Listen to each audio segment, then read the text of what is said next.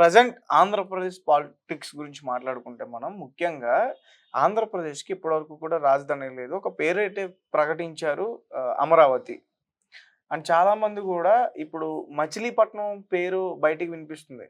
చాలామంది చెప్తున్నారు ఇప్పుడు మచిలీపట్నం. మచిలీపట్నం పేరు ఎందుకు వినిపిస్తుంది? రకరకాల మచిలీపట్నం కాదు గానీ, ఇక్కడ విషయం ఏంటంటే అసలు ఇవాళ ఆంధ్ర రాజకీయాలు అయిపోయినాయి. హ్మ్. ఎన్నికలు అయిపోయినాయి. ఎన్నికలు అయిపోయినాక ఈ కూటమి చెప్పిన అబద్ధాలవ్వచ్చు, నిజాలవ్వచ్చు, కట్టుకథలవ్వచ్చు, వాటెవర్ ఇట్ మే బి. హ్మ్. ఈటిలిని ప్రజలు నమ్మారు. వీళ్ళు చెప్పిన మాటలు నమ్మి ఓటేసి గెలిపించేశారు. అయిపోయింది, ఎలక్షన్స్ అయిపోయినాయి. హ్మ్. గెలిచేశారు, అధికారంలోకి వచ్చేసారు. 20 రోజులు అయిపోయింది. హ్మ్. ఇప్పుడు ఇంకా ఈ గవర్నమెంట్ ముందు ఈ ప్రభుత్వం ముందు అనేక 4 విషయాలు, ముఖ్యమైన విషయాలు వాళ్ళ కళ్ళ ముందు ఉన్నాయి. హ్మ్. వాళ్ళు ఆ విషయాలను వాళ్ళు బాధ్యత వహించాలి. ఆ విషయాల మీద దృష్టికెళ్ళింది. ఇంకా 20 రోజులు పోయినా కూడా ఇంకా జగన్ జపం చేస్తూ కాలక్షేపం చేద్దామంటే కుదరదు. హ్మ్. ఈ ముఖ్యమైన విషయాలు ఇవాళ అమరావతి అన్నా కనుక క్యాపిటల్ విషయం. ఫస్ట్ చంద్రబాబు ముందున్న సమస్య క్యాపిటల్. హ్మ్.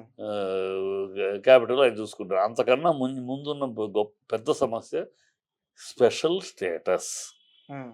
చంద్రబాబు 2018లో ఈ స్పెషల్ స్టేటస్ అనే ప్రత్యేక హోదా. ప్రత్యేక హోదా, ఈ ప్రత్యేక హోదా అనే పాయింట్ మీదే హ్మ్. బీజేపీతోటి విభేదించి, బీజేపీ నుంచి బయటకొచ్చి, తన మినిస్టర్లు బయటకొచ్చి, కూటమి నుంచి బయటకొచ్చేసాడు. స్పెషల్ స్టేటస్ ఇవ్వలేదు. హ్మ్. వైజాగ్ స్టీల్ ప్లాంట్‌ని అమ్మటానికి పెట్టారు. ఇయన్నీ వైజాగ్ రైల్వే జోన్ ఇవ్వలేదు. చెప్పే కదా వచ్చాడు. హ్మ్. బయటకొచ్చాడు. ఇప్పుడు చంద్రబాబు ఆ కూటమిలోనే ఉన్నాడు మళ్ళీ. ఇప్పుడు తన బాధ్యత. ఆ బా బాధ్యత చేయాల్సింది. ఎందుకంటే అతను గతంలో ఈ ఇవాళున్న అవకాశం ఇంకెప్పుడు లేదు. గతంలో తను ముఖ్యమంత్రి ఉన్నప్పుడు కూడా తను చేయలేకపోవడానికి కారణం కూడా అప్పుడు బీజేపీ చాలా స్ట్రాంగ్‌గా ఉందక్కడ. హ్మ్. బీజేపీ 2014, 19లో ఫుల్ మెజారిటీలో ఉంది. హ్మ్. కనుక స్పెషల్ స్టేటస్ ఇవ్వము. ఇది ముగిసిపోయిన అధ్యాయం అని పార్లమెంట్‌లోనే చెప్పేశారు. పార్లమెంట్‌లోనే చెప్పేశారు. మీకిస్తే చాలా మందికి ఇవ్వాల్సొస్తది. కనుక నీతి ఆయోగ్ వద్దంది హ్మ్. అని చెప్పేశారు. ఒకటికి 2 సార్లు ఎక్స్‌ట్రా చెప్పేశారు. అందువల్ల అప్పుడు అడగలేకపోయాడు. ఆ తర్వాత జగనొచ్చాడు. జగనొచ్చినాక కూడా బీజేపీ ఇంకా స్ట్రాంగ్ అయింది. 2014 కన్నా 2019లో ఇంకా స్ట్రాంగ్ అయింది. ఇంకా ఎక్కువ సీట్లొచ్చాయి. సో, ఎవరు మాట్లాడే మన రా బ ఆంధ్ర రాష్ట్రం మాట్లాడే అవకాశం గాని, దబాయించడమో, ఇంకోటి చేయటమో, గట్టిగా పోరాటానికి అవకాశం లేదు. హ్మ్. ఇప్పుడు అనూహ్యంగా అదృష్టం ఆంధ్ర రాష్ట్ర అదృష్టమా మరొకటో ఇప్పుడు అనూహ్యమైన సన్నివేశం ఉంది. హ్మ్. ఇవాళ ఆ కేంద్ర ప్రభుత్వం కేవలం ఆంధ్ర చంద్రబాబు మీదను, బీహార్ నితీష్ కుమార్ మీద ఆధారపడి ఉంది. నితీష్ కుమార్ ఆల్రెడీ నాకు స్పెషల్ స్టేటస్ కావాలి. కాకపోతే ప్యాకేజ్ అయినా ఓకే అన్నాడాయన. హ్మ్. ప్యాకేజ్ కూడా నేను కోరినట్టు ప్యాకేజ్ ఇస్తే ఓకే అన్నాడు. హ్మ్. ఆయన ఆ లైన్‌లో ఉన్నాడు. ఇక్కడ చంద్రబాబు ప్యాకేజ్ అడిగే ప్రశ్న లేదు. ఎందుకంటే ప్యాకేజ్ ఇచ్చి తీసుకొని మళ్ళీ అదే గొప్ప అని చెప్పాడు తనే. మళ్ళీ అది చెత్త అని తనే చెప్పాడు. హ్మ్. కనుక మళ్ళీ ప్యాకేజ్ తీసుకుంటే జనాలు నవ్వుతారు. హ్మ్. ఇవాళ తను ఓన్లీ స్పెషల్ స్టేటస్ అడగాలి. హ్మ్. ఈ స్పెషల్ స్టేటస్ అడుగుతాడంటే మరి బీజేపీ ఇవ్వదు.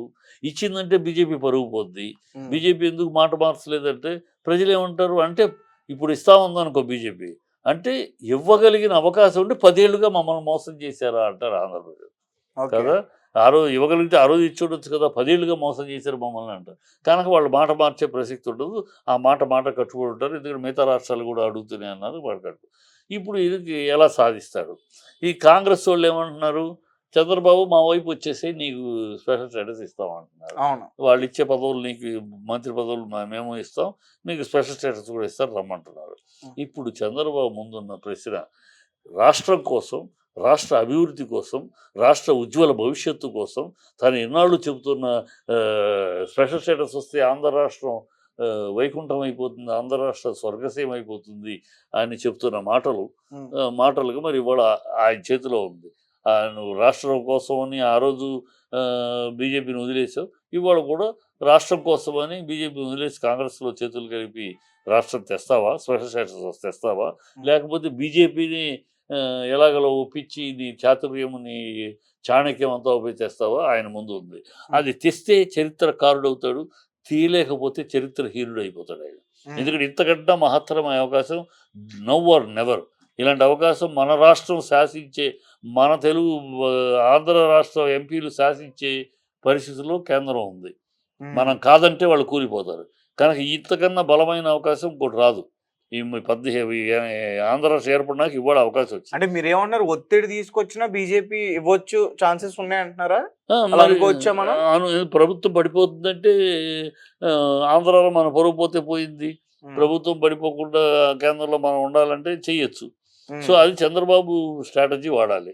కాంగ్రెస్ అంతకుమించి స్ట్రాటజీ వాడుతుంది. హ్మ్. ఇద్దరు రండి, మీరిద్దరు రండి, మీరిద్దరు రండి, ఇద్దరు వస్తే మీకు ఇచ్చేస్తాం, అడిగింది ఇచ్చేస్తాం అని చెప్పి వాళ్ళు అంటున్నారు.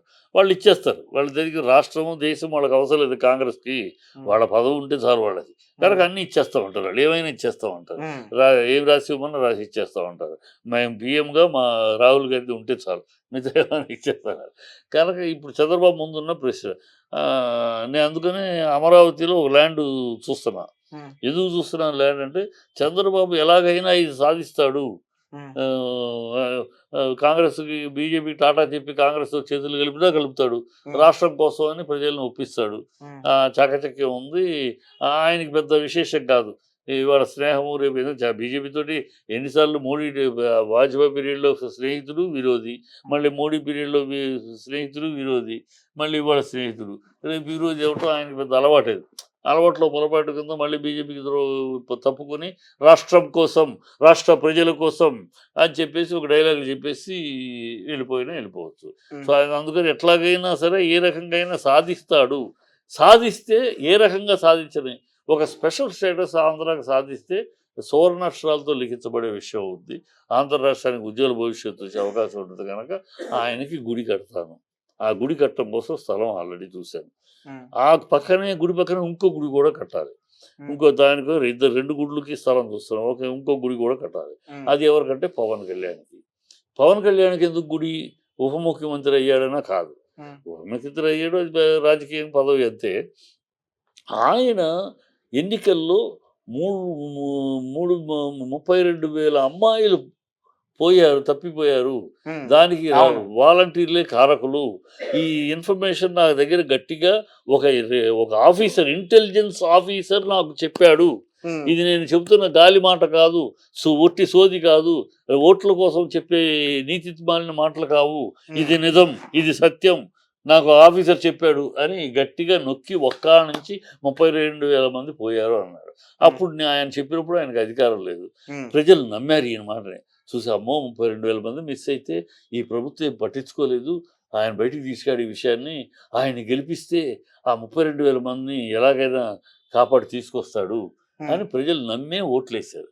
ఇప్పుడు ఆ నమ్మకాన్ని ఒమ్ము చేయకుండా తాను చెప్పింది వాగుడు కాదు, నిజం, నేను నిజంగా తప్పిపోయారు, ఆ నిజాలు నా దగ్గర ఉన్నాయి, ఆఫీసర్ ఉన్నాడని నిజమైతే, ఎన్నికలలో ప్రజలు మభ్యపెట్టడానికి చెప్పిన సొల్లువాగుడు కాదు, గాలివాగుడు కాదు, ఇది నిజం అని ప్రజలు నమ్మారు కనుక ఆ నిజాన్ని ఆయన సాధిస్తాడు. ఎందుకంటే నీతి రీతి, నేను రాజకీయాలకు వచ్చింది నీతి కోసం, దానికోసం వచ్చానని చెప్తున్నాడు కనుక ఆ నీతి రీతిగా మాట్లాడి తన నీతి తను కాపాడుకోవటానికి ఖచ్చితంగా 32,000 మంది అమ్మాయిల్ని తీసుకొచ్చి ఆ తల్లిదండ్రులకు అప్పచెప్పి వాళ్ళ కడుపు కోతని తీసి వాళ్ళ కంట తడి తుడిచి వాళ్ళ జీవితాల్లో ఆనందం నింపుతాడు అని ఒక నమ్మకం. అందుకని అది నమ్మినాక చేశాక అంతకన్నా మహత్కారం ఏం కావాలి? 32,000 ఆడకూతుర్లు కాపాడితే అంతకన్నా గొప్ప కార్యం కావాలి? పవన్ అలాంటి గొప్ప కార్యం చేస్తాడని నమ్ముతున్నాను. ఎందుకంటే నీతిగా మాట్లాడేవాడు కదా. ఆయన మాట వెళ్తే నీతి నిజం అంటాడు కదా.